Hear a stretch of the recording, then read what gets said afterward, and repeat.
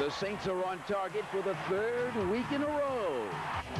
Coming up, we'll have all the highlights from the big victory over Detroit.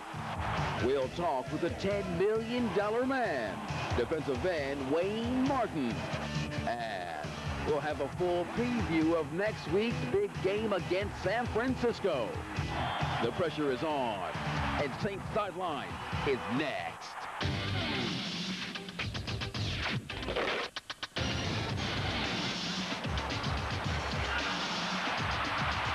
This is Saints Sideline. Hello, and thanks for joining us on Saints Sideline. I'm Ed Daniels. I'm Alexander Laurent. Ed, the Saints continue to put down the hammer. The first two games, they went with lots and lots of offense. This week, they went back to the old school like they have for the last few years. They won it with suffocating defense. Only once was Detroit in Saints territory the entire game. The offense, no turnovers, and the biggest difference from last year, though, was the Saints were able to run the football and run it effectively, and that's certainly different from 91 and 92. The Saints got big efforts from Renaldo Turnbull, James Williams, and rookie Derek Brown as they ran past the Lions 14-3.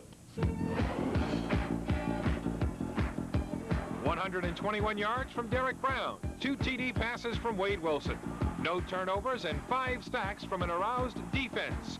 For the businesslike 3-0 Saints, another solid day at the office. We got a couple of young guys around here, but we got a lot of old guys too, and they know that that's a lot of football now, and you can't worry about 3 games and think that you're in the Super Bowl. In 11 possessions, Detroit's best start was their own 28. The one time the Lions reached Saints territory, Rickey Jackson's sack forced a field goal. In the third, Renaldo Turnbull wasn't blocked. Jackson recovered, and Wilson threw 12 yards to Eric Martin. Every now and again, they're going to make a mistake. The key is to make them pay for those mistakes. Turnbull had 3 sacks, his predecessor at right outside linebacker 0. Pat Swilling played against his old team one day after the passing of his father. If any of you guys have lost your father, I think you can understand it. It's devastating, but I owed something to this organization because they've been good to me. As he did with Head and Abear, Jim Mora wished this Saints alum good luck, then went on his way. No doubt, already thinking of those 49ers. I don't even know who we play. Who do we play? Do we? Well, I didn't know. I don't worry about the next opponent till sometime tomorrow, late in the day. For the second week in a row, the Lions' offense was missing in action Sunday, and Detroit sports writers are talking about it. Here's what they're saying. Kurt Sylvester of the Detroit Free Press writes, "Somebody check the lost and found. The Lions' offense must be around here somewhere. The best running back in the NFL couldn't just disappear between yard markers, could he? They couldn't have left their passing game in the hotel, could they? What happened to the map to the end zone? The Lions haven't been there for so long, they'll need new passports to get in." For the second game in a row and 11 quarters, including last week's overtime, the Lions' offense failed to score a touchdown. It cost them dearly Sunday as New Orleans handed Detroit its first loss. Despite the loss, the Lions stayed atop the NFC Central with a 2-1 record. Division's other 4 teams had the first bye week of the season. The big one is next for the Saints as the 49ers head to the Superdome, a place where they've had lots of success in lots of close ball games. San Francisco heads into that game at 2-1 after winning a wild win over Atlanta. Doug Mouton previews Sunday's early season showdown.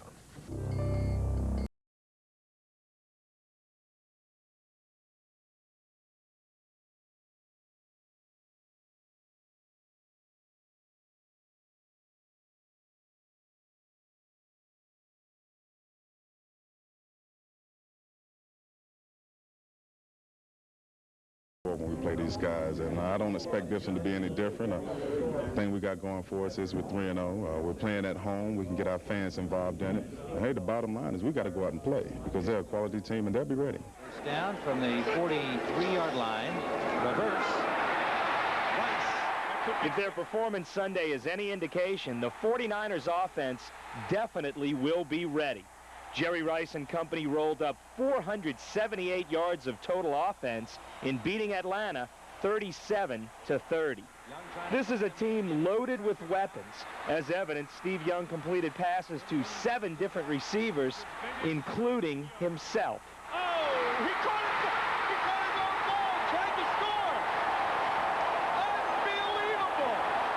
Unbelievable. On the bright side for Saints fans, the 49er defense has been less than spectacular.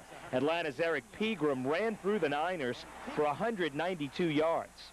And after throwing just 7 interceptions all of last year, through 3 games, Steve Young has already thrown 7 INTs. I just think it doesn't matter what type of, how well he's playing. He's going to be Steve Young, and he's going to play a good game here. Young led San Francisco to a sweep of the Saints last year. If the Saints are to win the West in '93, they'll need to win at least 1 from the Niners. They'll get their chance Sunday. Next week is big, but I think that we can handle them. I mean, they coming here on our turf, and I think as long as we get some turnover and play great defense, they're going to be hard for them to beat us. Coming up next, more from the Saints' Week 3 win over the Lions. And we'll visit with the Saints' $10 million man, defensive end Wayne Martin. Stick around for more of Saints Sideline.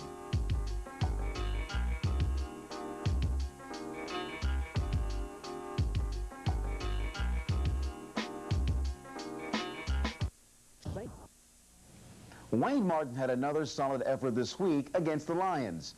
He just bought a new home and he's settling in quite nicely. It's time to visit Wayne's world. It is for Wayne, Gladys, and 11-month-old Wayne Jr. a relaxing retreat from the demanding world of football. A 7,500 square foot home they're currently renovating. But how important is one's private environment? For Wayne, it is a priority. You got to have an environment you can relax in. When you come home, you know, you don't want something just like all loud colors and just something that's going to just, you know what I'm saying? Real sharp, contrasting thing. You know, you want something relaxing, so when you come home, you can just take it easy. What's he like? Always in a mood. Mean sometimes. Who is he? Yeah. Sometimes he talks, sometimes he doesn't. Is he different depending on the game? Oh yeah, he has a football face. Every time he get ready to play a game, he's real mean. Don't talk. Tough guy. Real tough. Do you make Wayne take the trash out? Who takes out the trash? Wayne. Wayne takes out the trash? Yeah, he changed the baby. Yeah. He's a daddy. Sometimes. Yeah. So, Wayne and Gladys first met on a blind date. Oh, we had fun. It was at Pat O'Brien's. It was like we've been knowing each other for years. What did you think of him when you met him? I thought he was the biggest guy I ever seen in my life. You have the little Wayne. You have another baby on the way. And this is Bobo. This is Bobo. Yeah, we bought Bobo right after we got married. So he's been here, man. Bobo, he's part of the family. This is the kitchen right here, man. Pretty big kitchen. Yeah, we got a lot of work. They just started working on it the other day. We put more wallpaper up, more floors different, countertops different. Change the carpet on the stairs. That's nice. Where does that go? Up to the master bedroom. So you can just shoot on down and get me something to eat late at night. Shoot on back up, man. The rear of the home has an alcove with a swimming pool, hot tub, and a view of the golf course. I don't play golf, but I live right on the golf course. Get that straight right now.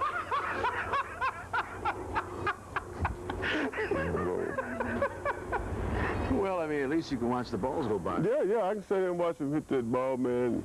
Run after a little bit of ball out there. Wayne wanted protection for his family and his home while he's away, and he imported Benno from Germany. I just got it, man. It's my protection dog. It's Benno, man. Nobody can break in here, man, and start those stuff. I promise you. No, I mean, not even coming in and argue, man. Somebody come in and argue with me, bro? I don't think anyone's going to argue with you anyway, man. One of Wayne Martin's old running mates was on the other side of the field Sunday. Pat Swilling made his regular season return to the Superdome, although number 56 had a lot more on his mind than football.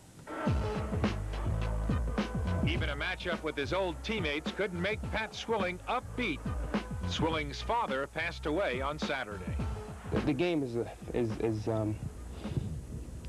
what I do, and that's how I make a living. And my dad would have understood I had to come play this game because I'm loyal to that organization and they expect it of me.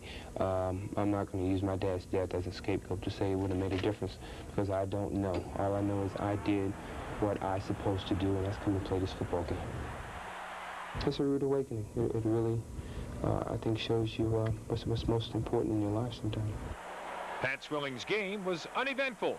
No sacks, 2 tackles, and number 56 was flagged 3 times for offsides. Coming up next, a defensive resurgence. We'll analyze why the Saints were better on D when Saints Sideline continues.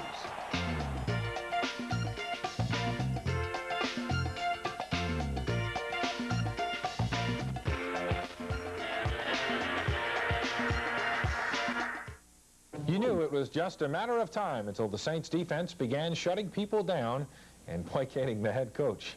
That time came Sunday as Rodney Peete and the Lions gained just 165 yards of total offense. Sam Mills was inactive. Pat Swilling was in Lion guard, but still the Saints defense was purring. Woohoo! Tough 60-minute ball game there, baby. 60 minutes, something the Saints didn't play at Atlanta and against Houston, prompting this earlier in the week from the head coach. I don't think they played up to their potential for 7 games, so until I see them do it, I'm not going to feel any different than I did yesterday or last week. A little mind game there or not? I'd have to say so. A little bit. Just a little. Jim, do you think your criticism of the defense this week fired him up? I certainly hope not, because if it did, we're in trouble. I don't think it did. I don't think it had anything to do with the way they played today. Absolutely not one thing. I hope not. Well, I don't know what he was doing, but it worked, huh? Whatever he did, let him keep doing it because it paid off today. With Mills out, Vaughan Johnson made the defensive calls. James Williams stepped right in with 5 tackles. And Renaldo Turnbull, well, he's making big plays every week. The so-called experts said that we were going to be hurt by losing Pat, and Pat is a great player, but people got to remember that Renaldo had 10 sacks as a rookie playing out of position. The Saints game plan for Swilling, often double-teaming him and running to his side. When teams did that to Swilling last year, Rickey Jackson and Wayne Martin went crazy. You're only as good as the players around you. Maybe a cliche, but one that held on Sunday. Morton Anderson has been doing his Kicks for Kids program for several years. Punter Tommy Barnard is now also giving money to a local charity with Tommy's Dream Kicks. Barnhart is donating $100 for every kick down inside the 20-yard line and $200 for every kick down inside the 10, like this one. The money will go to a child's wish of Greater New Orleans. The organization will use the money to grant wishes for children suffering from life-threatening disease or illness. In July, Barnhart made his first contribution to the organization. Giving $1,500 he won in a celebrity golf tournament. Coming up, Buford Jordan will join us to talk about a rookie who put up big numbers on Sunday. And we'll look ahead to the Niners. That's next on Saints Sideline.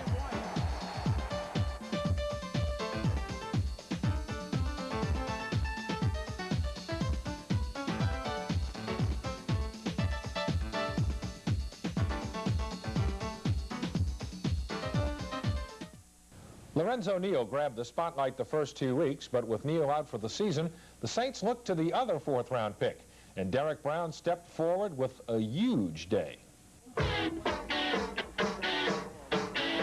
Rookie Derek Brown shared time at Nebraska, but against the Lions, Derek carried the load. Brown carried 25 times for 121 yards. The first 100-yard game for a Saint since Fred McAfee's 138-yard effort on the 24th of November, 1991 against the Atlanta Falcons. I've been picking up things pretty quickly. You know, I was put in a position very fairly quickly, which I didn't expect at all. And I've just taken advantage of all the opportunities that I've had and studied my plays, and everything has worked out. Injuries to Vaughan Dunbar and Fred McAfee opened the door, with Derek Brown stepping in with 255 yards rushing this season. Even without Vaughan Dunbar, Brad Muster, and Lorenzo Neal, the running game continues to flourish. It does seem hard to believe. To find out why, we go on the bench with Buford Jordan. Buford, let's talk a little bit about Derek Brown. We're going to see some video of him. Tell me what makes him so good. Well, the thing is Derek Brown he does real nice cuts, like right here. He cuts through the hole, and then he has good acceleration. And here he just takes the ball, make another nice cut right there. Nice hard runner, and shows a little power also. If looking at the situation with the Lions tried yesterday, they came out in 2 tight ends, obviously, to try and slow down Turnbull and Rickey. As soon as they got away from that, Turnbull ate 72's lunch. Jack Lynn, who was in there for Lomas Brown. That was the mismatch of the day, right? It really did, you know, because Renaldo put on great pressure and just, you know, like you said, manhandled the guy. He had a great game yesterday. Now, looking at the 49ers, a big game for this team. Somewhere down the line, maybe Sunday, the Saints are going to have to get this skeleton out of their closet, right? I think so, you know, and I think this is a week for them, you know, to get Frisco while a lot of their key people are hurt. You know, the Saints can take advantage of it and just get out there and play ball. Because the Saints always played, you know, the 49ers tough, so you look for a good game. How important is this game to the Saints? Well, you know, it's always important when it's a, conference game and, division game, I'm sorry. You know, division game is always important because it's just like losing 2 games, really, because, you know, that team goes up 1 on you in the division and you're down 1, so it's just like 2 games. So it's real important when it comes down for division decisions. Jim, September 26th, 3 o'clock, the 49ers. I looked at the schedule before we got up here. Steve Young's in town. They've got to do something with him. I would say keep him in the pocket. He hurts you when he gets outside, right? He definitely does. He hurts you any kind of way. You know, he can hurt you passing too. So he's definitely a dangerous guy. And as you see right here, he has real good running ability. What are the keys to winning this game? And let's get a prediction from you. I think the keys to the Saints are, keep a lot of pressure on Steve Young, and then just run the ball as they have in the past, and that's going to be a real key for them. And I think the Saints are going to win it. 49ers are hurting, you know, especially on the offensive line, but then the defensive line has a whole lot of new people, so I look for the Saints to take this one. I agree with that, too. I don't think the 49ers are nearly as good on defense as they used to be. I think we all agree. I can't believe you picked them to win. All right, we'll see you next week. See, I'm going to be right on this. That's what I say. We'll check out the rest of the NFC next on Saints Sideline. DMI New Orleans, the official travel company of the New Orleans Saints. The Saints will head into Sunday's game with the 49ers where they belong, being 3-0 on top of the NFC West. 27 years of Saints football, only the second time the Saints have begun a season 3-0. The other time was in 1991, of course, when the Saints won the NFC West. As we mentioned earlier, San Francisco beat Atlanta 37-30 to stay a game back. The Rams fell to the New York Giants, who are 3-0. Rams lost that one 20-10. They'll play Sunday in Houston. And Jerry Glanville, shall we say he's in hot soup? Well, it's at least warm. The Falcons are still winless. They'll host Pittsburgh Monday night. It may be too early to think about the playoff picture, but we're going to do it anyway. Here's how things stand after 3 weeks. Of course, the Saints are on top of the West. Despite losing to the Saints, the Lions still lead the Central. And the Philadelphia Eagles have been a bit of a surprise. They're still unbeaten at 3-0 to lead the East. Now, speaking of surprises, the New York Giants are 3-0. They top the wild card list. The 49ers are next at 2-1. And as it stands now, the Minnesota Vikings are the third wild card team at 1-1. And the Saints could greatly improve their position with a win Sunday, but there's a lot to think about when you play the 49ers. They have guys on that offense that can get the job done. You know, Steve Young, Jerry Rice, Ricky Waters. I mean, these guys are some tremendous athletes. So defensively, you got to be solid. You can't let them come in here and control the ball on you and throw a lot of deep balls. Alex, everyone in this town knows the history of what the 49ers have been able to do at the Superdome. They've dealt the Saints a lot of bad medicine. and the Saints really would like to get this one. This is a big early season game, not only in the standings, but confidence-wise down the road. There are a couple concerns. One is going to be obviously testing the DBs with Jerry Rice. You also have to contain Ricky Waters. So there's a lot exactly for them to be concerned with. And the game is a nationally telecast game on CBS. It is the second half of a doubleheader with a late kickoff time at 3 o'clock. 3 o'clock. Sleep a little later. Kickoff time remains the same for Friday night football. Join us Friday nights at 10:30 for the area's most comprehensive coverage of the Prep Gridiron. I'm Ed Daniels. I'm Alexander Laurent. We'll see you next week on Saints Sideline. Good night.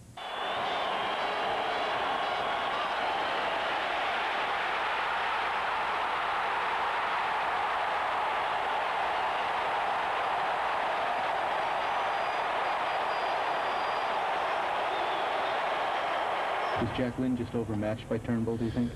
I don't know. How many sacks did he have? I mean, everything was Turnbull. Did anybody else play in the game? He had 3 sacks. He had 3, and then, yeah, it must have been then. Detroit's a real good football team. We beat a good football team today, and it was a very, very tough game. But I thought we played good football today. Hey, they're a good team, guys. They're a good team. Let's just hope we're back here to play them in playoffs.